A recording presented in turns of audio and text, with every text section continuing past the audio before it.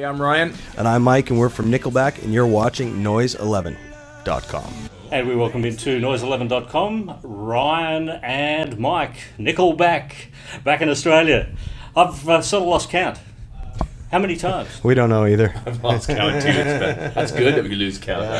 Yeah, because, we were just recalling the first time I saw you guys at a tiny little venue here, but you were filming a television spot that night. My how time flies, that was a decade ago. It's a little hazy for us, so we don't really remember anything. Well, that was right at sort of the beginning of just before Nickelback really took off worldwide. I mean, has it been like a roller coaster ride? Yeah, roller coaster ride, yeah. It's been a little easier than that. I hate roller coasters. It's kind of version to the word. Yeah. Well, it's been more like a rocket ride, hasn't it? There you go, that's better. It better. hasn't come down. Yeah, that's good, yeah. Yeah, it's been fun. We're enjoying the ride still. I call it just a gradual hill. Yeah. It's been a nice gradual hill ride. At least it's not curvy and everything. So. Was there a point, and there must have been a point in the past where you've gone, well, we can give up the day jobs now? When was that? Yeah, that was blessedly a long time ago. I don't even remember when it was. 2002 or 3 or something like that. I think it was probably close to 2000. Yeah, we probably just said, I think we can, for the time being, we can rely on our night jobs. So, that was a while ago. What were the jobs at the time? Mike worked in a morgue. Oh, stop it. Yeah. Tell him what you did. And I used to work at a taco factory. Yeah. Oh shit. He's a martial arts instructor. He didn't tell anybody that. That hasn't made the media. He's a karate teacher. Yeah, exactly. Yeah, no, lots of various jobs, warehouse jobs. Nothing as good as karate teacher. Nothing exciting as a karate teacher. No. I wish I'd have been a karate teacher. Yeah, so a nighttime gig in Nickelback's not a bad gig after all, then, is it? No, it's just working out so far, so good. Yeah. Now you had another brother in the band. Yes. At the start. Oh, cousin, Brandon. Cousin. Yes. Okay. Yes. So what happened to Brandon? Brandon made an executive decision to not, live out of the back of a van and play dangerous clubs and drive across Canada in the dead of winter for the rest of his life. He wanted to have a real life, and he decided to go a different way. Now he's a big deal at what he does now. So right. He actually took the day job. Yes. And now he's a karate instructor. He's actually the boss at what he does, so that's good. Has he got any regrets? How would I bring that up? Well, does he ever ring you up and say, No, it's not like that, but I guess I could, sometime, at dinner, maybe, when everyone's there, just, what do you think about, and to be honest with you, he's more the type of guy that would do what he's doing now. Yeah. He's in the financial business. He was never really too keen on,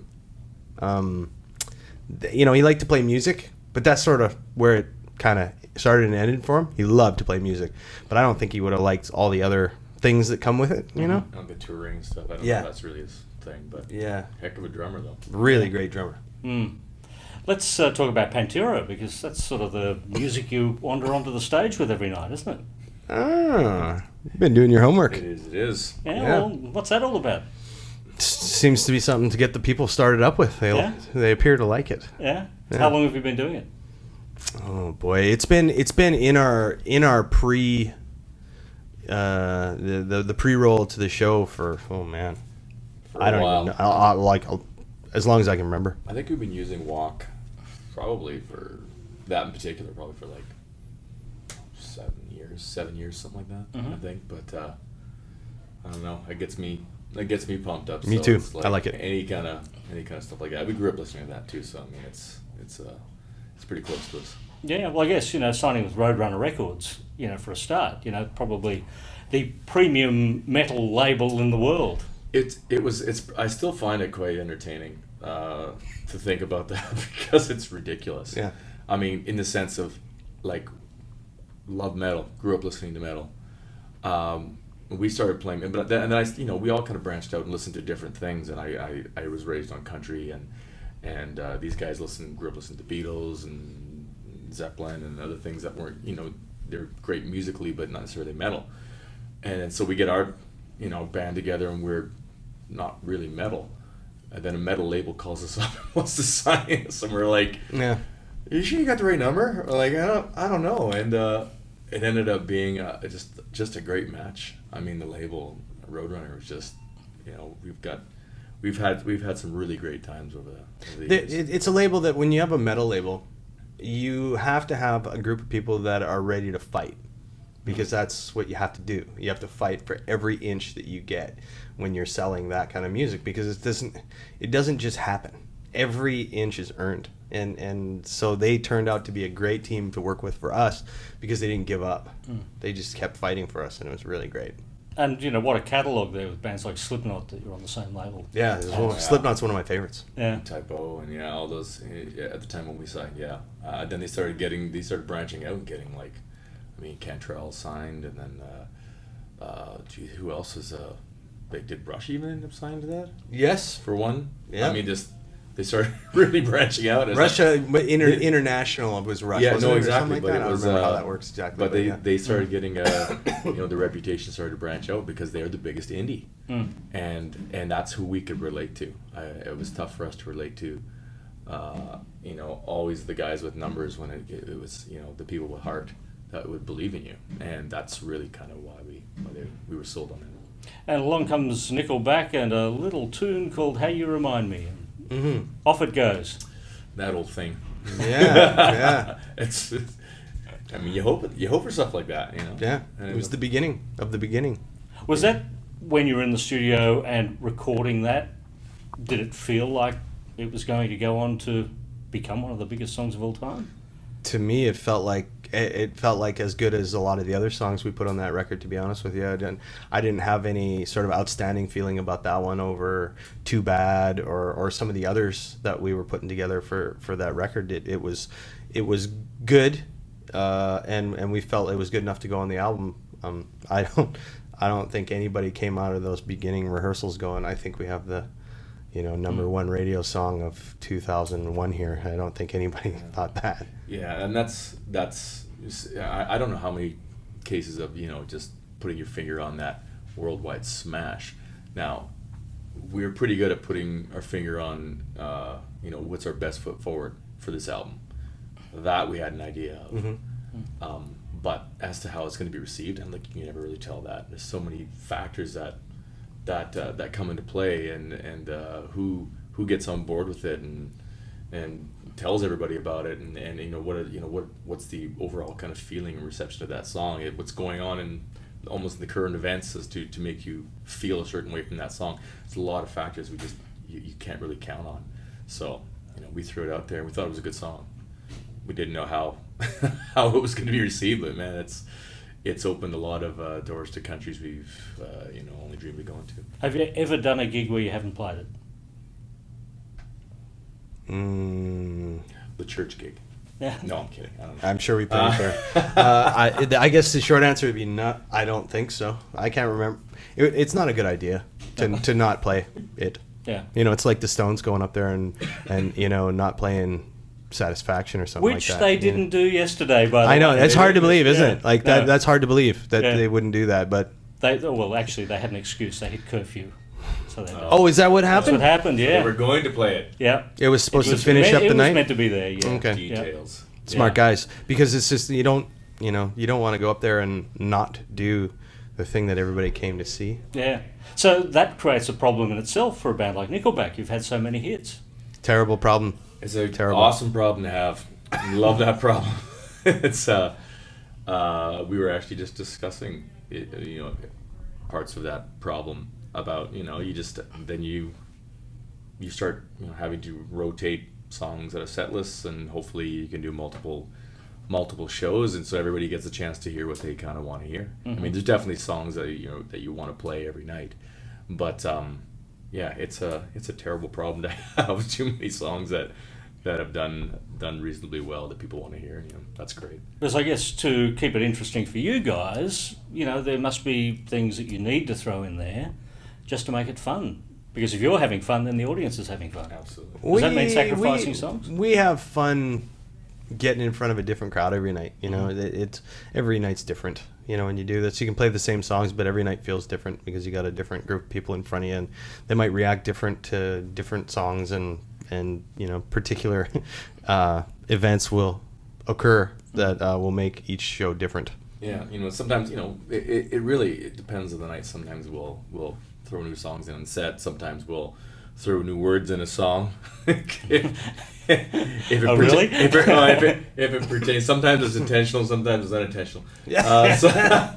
But sometimes, you know, it'll pertain back to a bit we were, you know, riffing on 20 minutes before that, or I mean, I don't know. We talk a lot to the crowd in between songs, so I mean, hopefully it's not considered boring, but we're trying to, you know, relate to the people that are coming to see the band and not see necessarily the CD player being put on, right? It's a fledgling comedy career with songs in between. Yeah, it's very fledgling. Very tough. Stand-up comedy band Nickelback. Yes. We're dying. When the Long Road album came along and 5 hit singles off that one, you know, now we're talking about an album that in itself is its own little greatest hits album, isn't it? You know, over here in Oz, it flourished more here than anywhere else. This was the Holy Land for the Long Road. Mm-hmm. Loved it over here. It was. I think, is it our biggest one I over here? It was. Yeah, I think it is. And that's not. This is the only place in the world. So whatever we did, grabbed on with the Aussies, and God bless them. Do you think in terms of favourite albums? Or was it all one big body of work that you've done? At this point, favorite. You know, it's like picking a favorite year of your life. You know, because that's what these things are. They're just a snapshot in time, and you know, I guess. So what's your favorite year in your life? Yeah, that's just it. It's been so great. Yeah. I personally like, up to this point, I'll say, I mean, I like All the Right Reasons. I'm still I enjoyed how that ended up for us. But you know, there's always more to come. So I mean, there's parts of other albums that I've enjoyed as well. But that one just kind of it felt good for us. That one, I think, for me personally, when you do have a song like How You Remind Me, and it you know, I guess kind of explodes for you worldwide, and all of a sudden that's your, you know, your tagline essentially, or everybody says that's what you're going to be known for. They think, and then you start to maybe think, you're like, oh, we're going to have one as big as that again. Yeah, you think your best years are behind you and everything. And everybody, everybody gets tagged for a song typically. It's nice when people start to forget that, because that means that maybe you're doing something right. And with that album, we surpassed the success, sales wise anyways, of the Long Road with that one. So everybody thinks everywhere but in Oz. Everywhere possibly but in Oz. But that was, it was nice to know that the possibility is there. You can outdo yourself. That's all we ever try to do, is go back in and write better songs and try to come up with something interesting, and you hope that you succeed. I mean, sometimes you may not do as great a job as you're hoping to do, but you make the shot, and that shows that it's possible, and that's what I like about it. Yeah, All the Right Reasons, I think, was 3 top 10 US hits, 5 top 20 US hits. You know, that in itself is a remarkable achievement. Cool. Yeah. And with those 2 albums we've been talking about, you've got 10 hit singles just in those 2. So there's a set list. But who's already counting? Who's counting, really? Exactly. Yeah. Wow, amazing stuff. Thank you. What about producing? I think Mutt Lange was in there. Yeah. Yes. Did that feel different for you guys when Mutt came along and suddenly was working with the band? Yeah, Mutt's a different kind of guy. You know, we looked for him for a long time. We couldn't find him. He was very elusive. We had to kind of hunt him a little bit. Hunting of the Mutt. Yes, we stalked him terribly, and then we finally found him through a mutual friend. Yeah, shot him with a tranquilizer dart and threw him in the back of the truck. And when he woke up, we were in session. Yeah, it was tremendous. It was great. Once we actually did find him, we had a great time. Yeah. We had a great time working in the studio with him and learned a lot. There was a lot of things that he had done in previous records that we really loved that we had kind of already incorporated into the way we do things. So it was kind of funny to be in the studio with Mutt, and somebody would say, well, how about this idea? We've done this before. What about this idea? And Mutt would go, that was my idea. I did that in the 70s, man. He's like, so we got caught a couple times, but it was, good catches. Yeah. He's a good songwriter too. Mm-hmm. That's what I enjoyed having him. Like, I mean, as a producer, he's a great negotiator, and he's got a great ear. He's got a great ear for melody and rhythm, and where they kind of come together and how things should sit in a song. So that was nice, and I liked the fact that he creates such a fearless environment in the studio, where it's a very precious place sometimes, where you come, to just lay out your ideas, waiting for someone to, tell you it's a stupid idea, which is very just happens. concerning. Yeah, at some It point. happens Yeah, in at the some studio. point. Yeah, It's just your ideas. Everybody's ideas get shot up sometimes because everybody misses. and nobody really says it's stupid, but that's the idea. Is that when they just kind of like, That's how it I don't know. feels. You feel that way, and I just liked his take on things, where he's just like, no, let me just try this, and let's just try this, and whether you can play it well or not, you just try to get the idea across. And he'd be like, you know what, let's do some gang vocals on this here. Let's just go. He just grabs you, and then my brother's in the room. Oh, come on! He just grabs everybody. Let's go do some gang vocals, and you're just like. But he would try singing in the studio anything. with Mutt Lange. He would It's try pretty everything. cool. He would try everything. Yeah. We Which is would we cool. would hear out every idea that everybody had before we decided to use it or not use it. We would apply it first. He was a great element to have to this to the recording process. I really enjoyed it recording with Mutt. Yeah. Well, guys, congratulations on just being Nickelback, the success, just inspiring people to get out and see live music and get out and buy music. I mean, if Nickelback have done nothing else, you've certainly made a lot of fans get into music, which is great stuff. That's ultimately, if you can do that. We never think of that because we grew up doing that kind of stuff. Grew up. That's why we wanted to do it. Mm-hmm. So if you can keep that going, and we don't think too much of it, but if you can, that's a great feeling. Yeah. Well, Mike, Ryan, thanks for joining us here Thank at Noise you. 11. Thank you. Thank you.